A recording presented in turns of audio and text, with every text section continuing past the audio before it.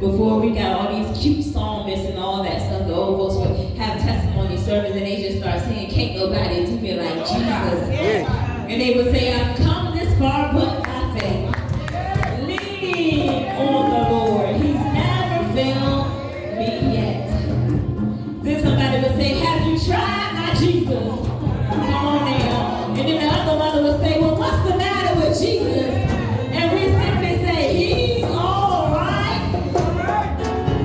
Only because there's nobody greater. Woo! Nobody greater. Hallelujah. Thank you, praise God. Hallelujah. There's nobody greater. What's the matter with Jesus? He's all right. Come on now. He's all right. If you know that you know that you know that there's nothing wrong with our Savior, come on, give God glory. Come on, give God honor. Because he's here. His presence is here. The Spirit is here. God is saying, if you just think about that thing, and there's nobody greater. Nothing compares. Nothing comes close. Nothing is ever equal than the Lord our Savior. Nobody greater. Nobody greater than you.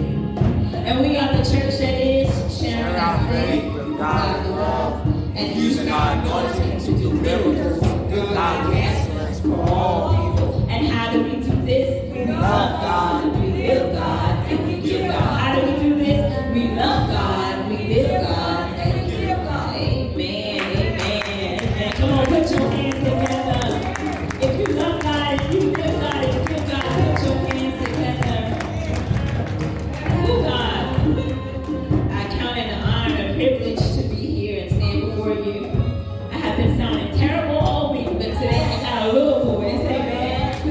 Asthma and allergies and cold has been fighting me all week long. And so if I have to cough, and I made this short so that if I lose my wind, God just breathes some breath right into my body, amen. But there is a word from the Lord. Preach, preacher. Can't say this is a word that's going to shout you. Not quite sure it's a word that's going to encourage you. For some, it may just remind us. But there is a word from the Lord. And I need to set the stage. So there's a lot of scripture that must be read. So I'm not going to ask you guys to stand for this because I'm getting ready to jump all over the place. All right, jump. But we're going to stay in the same book of the Bible. I just got a lot of verses to read, so I'm not going to ask y'all to stand. I know that, we can reverence the word in our heart, amen. But I am going to the book of Nehemiah. It's in the Old Testament, in the book of Nehemiah. Somebody say rebuild. Rebuild. Come on, somebody say rebuild. Rebuild. We in a different phase. I know we in a different phase, and God has called us to something, and it's almost for some we feel like we start all over from scratch. For others, you may feel like I don't know about this now. They are being pushed a little too much. I'm being pulled a little too much. This is different from what I'm used to. Somebody say rebuild. Rebuild. I know for some it's a little uneasy because we've been doing and been used to, and we've been this way for this many years, and not everybody responds well to change. I get it. All right. Somebody say, but rebuild. And let me say something about when you rebuild something, it's never quite the same as the original. That's right. When you rebuild, it look a little better. It takes some different foundation materials because what was available back then may not be available now. When you rebuild, you're a little smarter, so you operate a little wiser than harder. Come on, somebody say rebuild. Like I said, I may not shout you today, but I just want to encourage us, and I want to set the stage. Go with us to chapter 2 first. And I begin the very first, Nehemiah chapter 2. And it came to pass in the month of Nisan, in the 20th year of Artaxerxes, the king, and that wine was before him, what Pastor said, and I took up the wine and gave it unto the king. Now I had not been before time sad in his presence.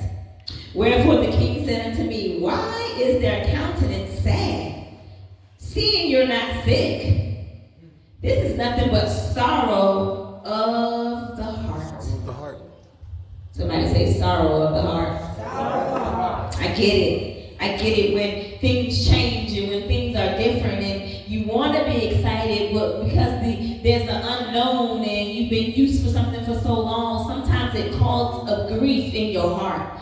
And although everything seems to be going around you, seems to be fine and things are moving on and things are looking good, but for some reason I'm sad. Sorrows of the heart. So then I was sore afraid.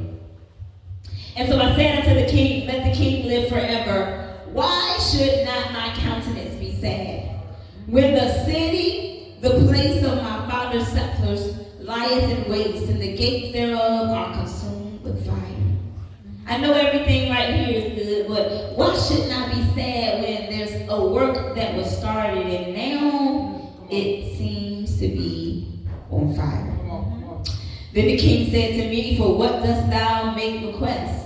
So I prayed to the God of heaven. And I said unto the king, if it pleases the king, and if thy servant have found favor in thy sight, that thou wouldest send me unto Judea, unto the city of my father's settlers, that I may build it. Somebody say rebuild. Rebuild. Jump on over to chapter 4. Right at the first verse. But it came to pass that when Sanballat heard that we build the wall, he was wroth, and took great indignation, and mocked the Jews.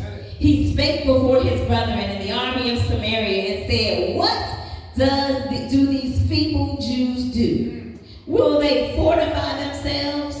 Will they sacrifice?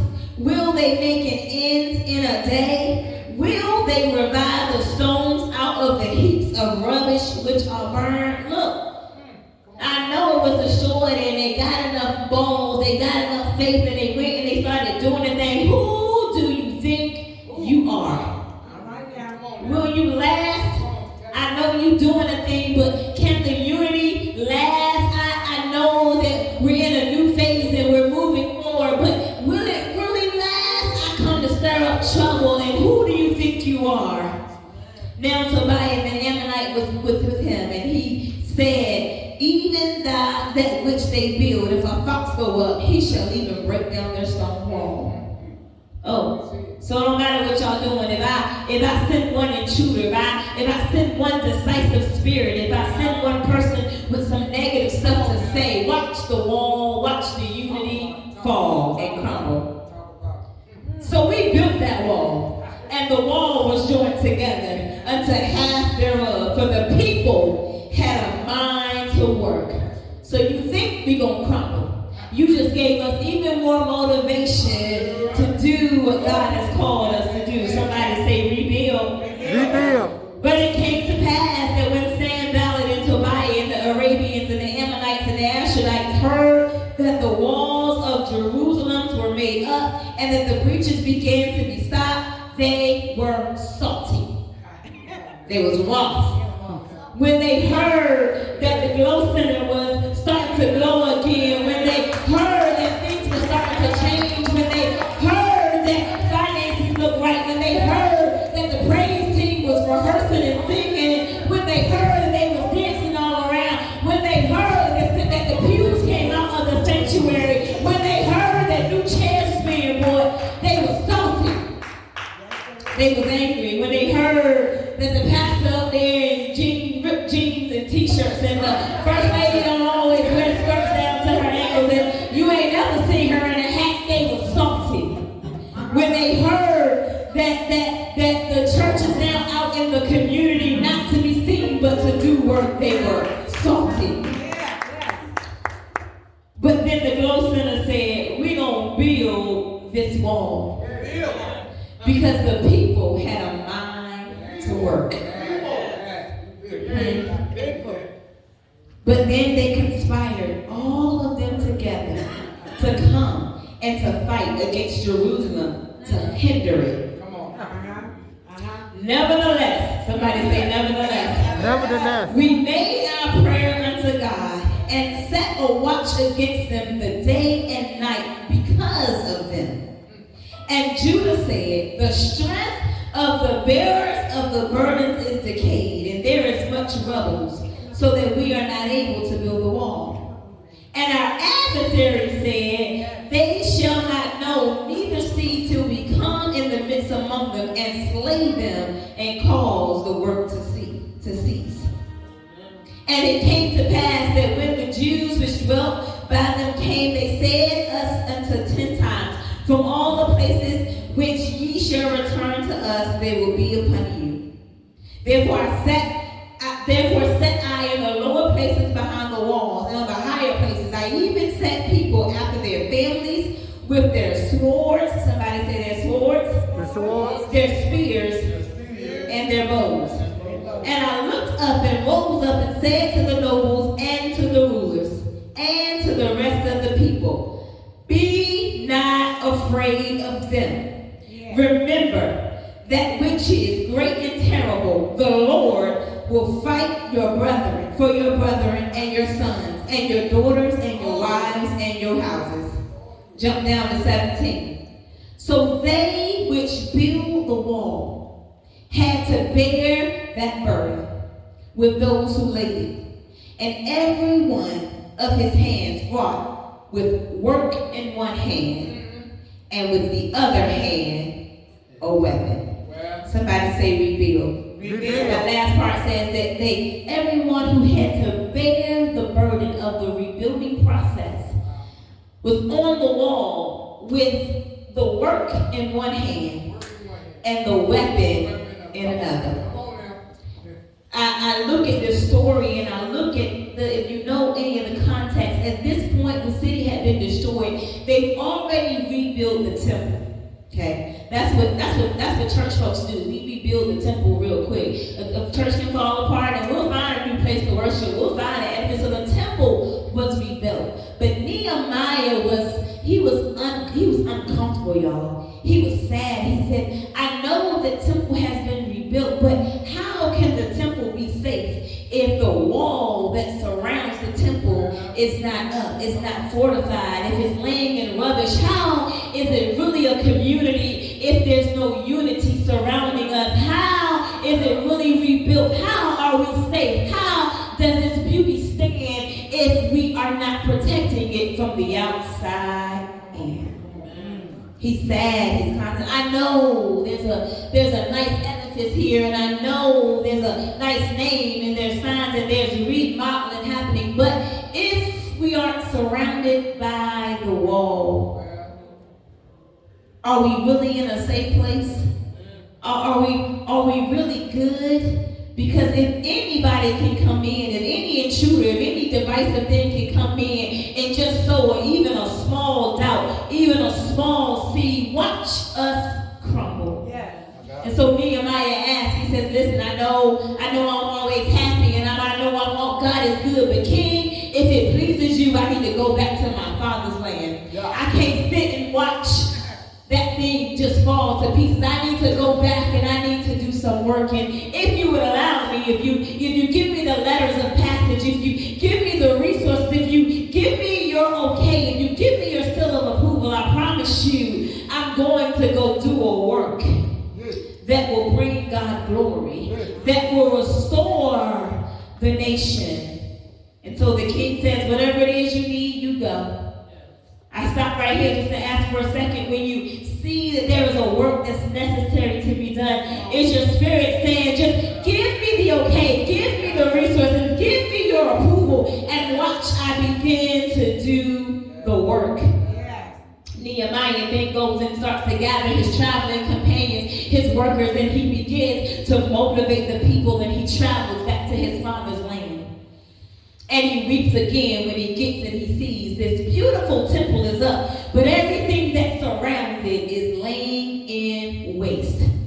How can the temple thrive if the people aren't thriving? How can the temple be glorified if the people are sitting in ruins and are depressed? How can we come in here Sunday after Sunday and celebrate and the people's hearts are so far far from it.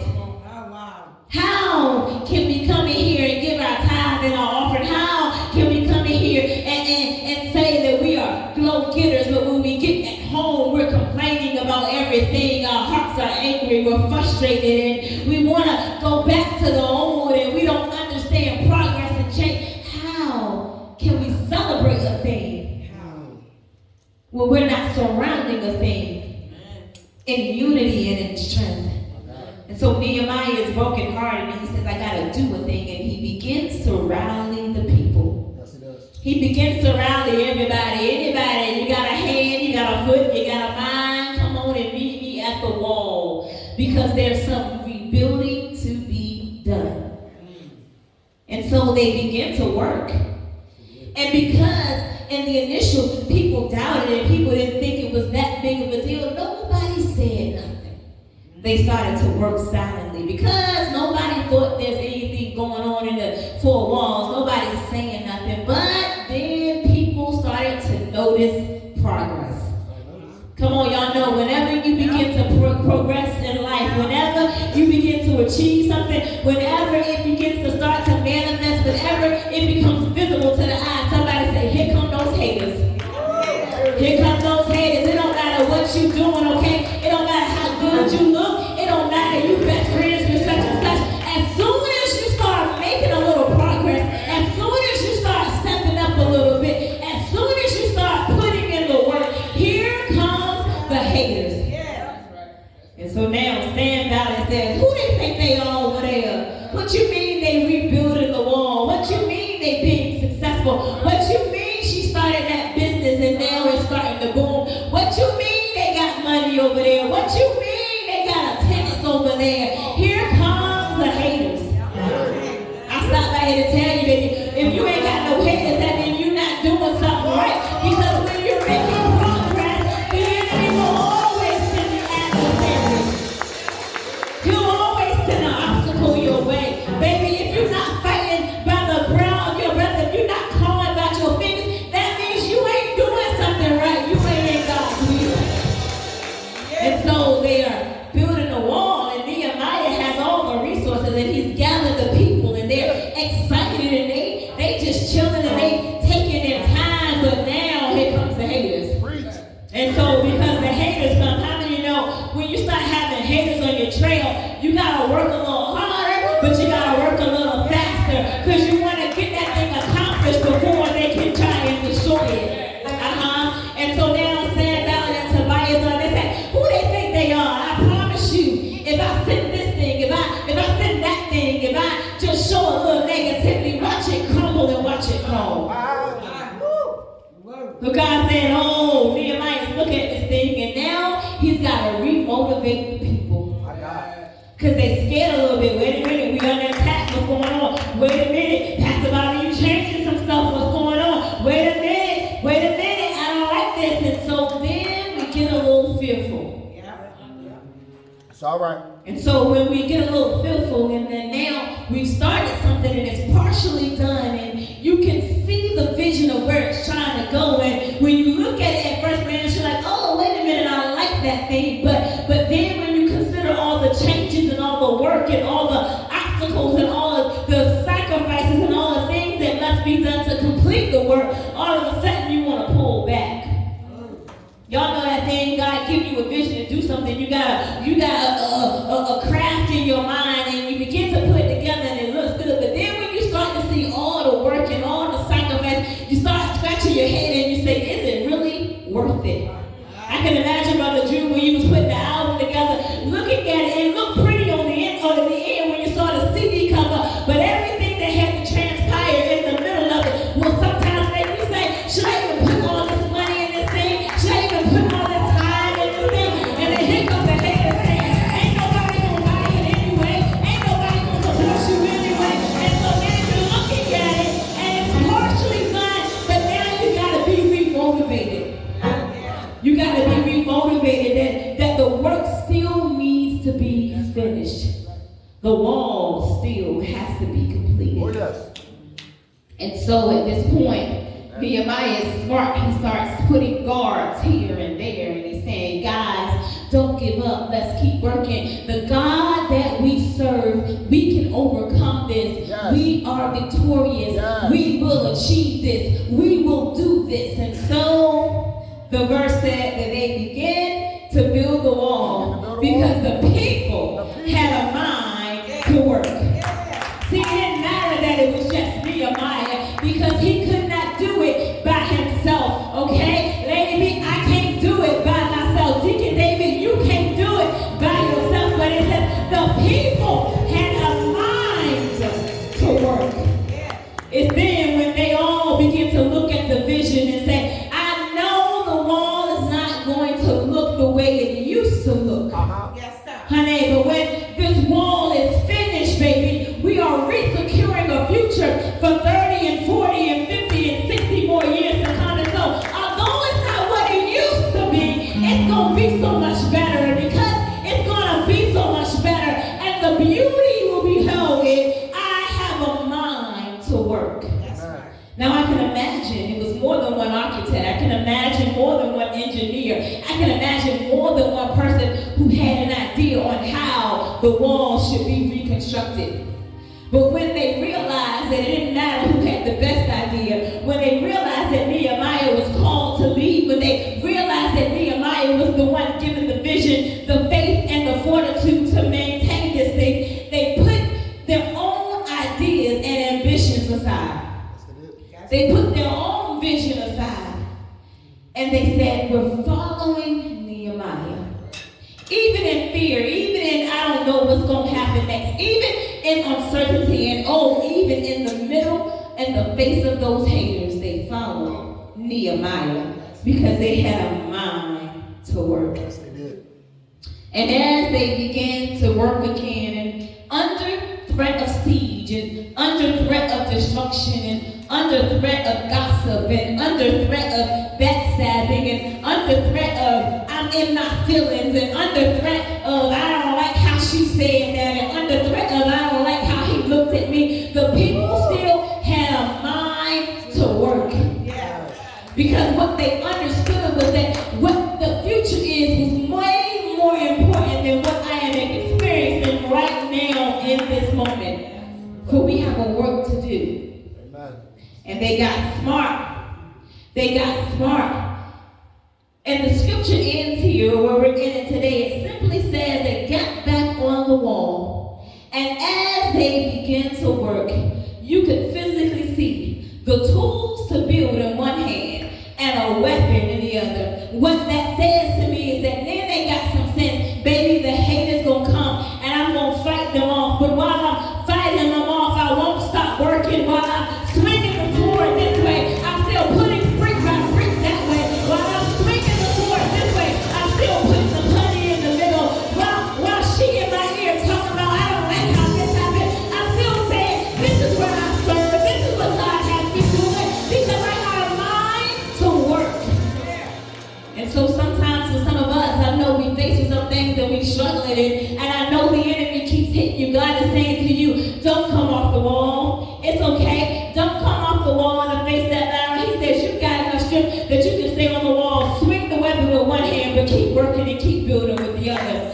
Swing the weapon this way. Protect yourself at all costs. But baby, don't lose sight of where you're going. Don't lose sight of what you're trying to build. Don't lose sight of where you're trying to go, because what is coming is so far greater than what has been. I know what you saw before is what you used to, and I know you got comfortable, but God is saying it's time to rebuild. It's time to get out of your comfortability. It's time to get out of your little nursing station. It's time to get up and get uncomfortable for a second and put in the work.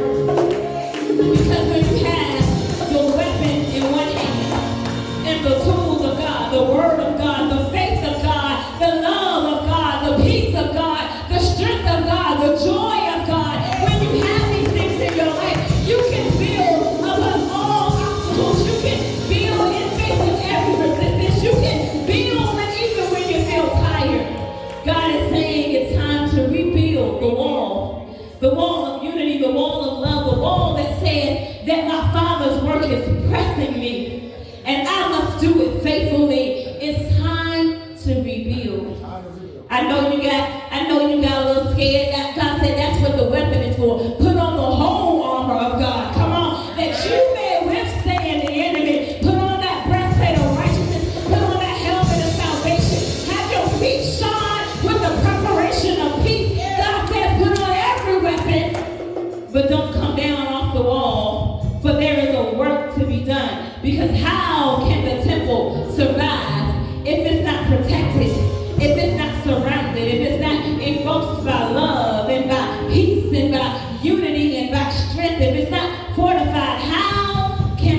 to survive. How can you, my dear, survive if you don't stay on the wall? If you don't remember what God has called you to, it's time to rebuild. Life may have been in shambles for a while, and that's okay. Minister Rashad said this morning, it's okay to fail. It's okay not to be okay. It's okay to be depressed sometimes. But baby, there comes a point in your life where you got to snatch up out of that, and it's time to rebuild. It's okay, you had your moment, you had your time, but now my Father's work is calling me. Now I must do something greater. Now I must be something more. Now I look for something more. Now I deserve something more. And so I grab my tools in one hand and my weapons for the enemy when he comes in the other. But baby, I'm not leaving this wall. Because if I don't build this wall, if I don't make sure the project is finished, baby, if anything can creep in, if anything can come, it will destroy everything that we've ever worked for. I come to admonish us on today, God, that we have to keep the wall secure. The wall of unity, the wall of love, the wall of peace. We got to keep it secure that nothing can creep in. Because one negative thing will tear down and will destroy everything that we worked so hard. So when sand ballot comes your way, when that hater comes your way, when that whispering spirit comes to your ear, even when your own mind and subconscious got you going home and feeling salty about something, baby, grab your weapon. Grab your weapon and speak to that thing. And I need you right there to say, I rebuke you, Satan, for I will not allow anything to destroy the work that's being done. Because it's time to rebuild. Come on, somebody say rebuild. Amen. Rebuild. Come on, it's time to rebuild. Stand to your feet. Hallelujah. Hallelujah. Thank you, God. I'm like Nehemiah now. I don't care what's said, what's not said. I don't care what's done. There's a work to be done. And I've been called to it. And I can't say I believe in something and half, y'all know in the world we say half, you know the other word they say, but don't be half doing nothing for the sake of Christ. Did he half give you his love? Did he half give you his sacrifice? Baby, he gives us the all. And so I can't straddle the fence, because at some point you're going to be like Humpty Dumpty and you're going to fall right on over and you won't be able to be put back together again. But the people had a mind to work, a mind to do, a mind to be, a mind to unify. Don't you know how strong we are when we come together on one place, on one accord, with one thing in mind? How powerful we are. Hey guys, Pastor Bobby here. We thank you for worshiping with us here at the GloCenter on today. We hope that the message has spoken to you, your situation, your family, whatever it is that you have going on in your life. We pray that the gospel is healing you and moving you to a place of purpose. Remember, you can meet us every Sunday at noon at 7435 Evelyn T Butts Avenue here in the great city of Norfolk, Virginia. Remember, we're the church that is sharing our faith with godly love and using our anointing to do miracles with godly excellence for all people. And we do that by loving God, living God, and giving God. Peace.